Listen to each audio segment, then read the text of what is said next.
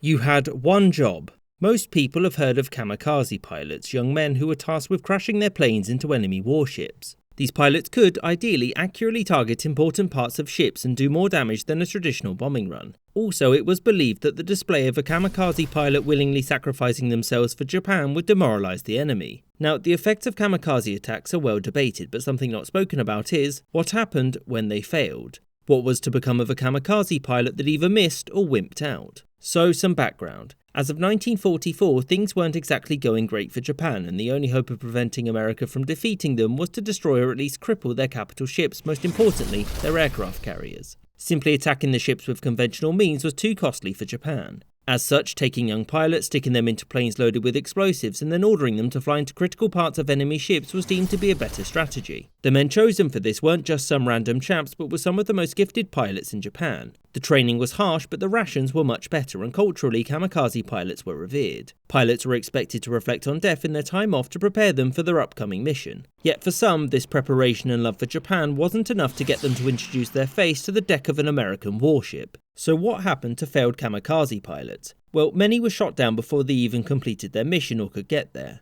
Some hit the wrong part of the ship or missed completely and fell into the ocean where, providing they survived, they'd be captured and taken to a prisoner of war camp. And before continuing, there's a common misconception that kamikaze pilots were only given half a tank of fuel to ensure they couldn't come back, which isn't true. Also, there were legitimate reasons for a pilot to turn around, and losing a well-trained kamikaze to a malfunction would be a waste. And the entire reason why Japan turned to this strategy in the first place was because their resources, including pilots, were limited. So pilots that turned around because of technical issues or bad weather would face no consequences because it wasn't their fault. Better luck next time, and there was going to be a next time. Those that returned due to less easy to confirm reasons like enemy resistance or the inability to find their target would be chastised. And the number of these cases was alleviated by undertaking kamikaze attacks in groups and also getting the pilots drunk so they wouldn't think too much about the whole dying thing. However, when only one survivor returned, it looked quite suspicious, but remember, kamikaze pilots were valuable resources, and so Japan wanted to utilise every single one of them. Thus, no punishment, back out you go. Now, there was a limit to how often someone could return. For example, there was one pilot that returned 9 times before he was executed for cowardice. For most pilots, though, returning from a suicide mission was, to an extent, expected, and in many cases not something that would get you imprisoned or shot. Like all resources during the Second World War, Japan had to conserve and make the best use of its kamikaze pilots if it were to compete with the industrial might of the United States. And given that a single kamikaze pilot could put an aircraft carrier out of commission for months, they were seen as something not to be wasted. Hence why returning kamikaze pilots weren't often punished.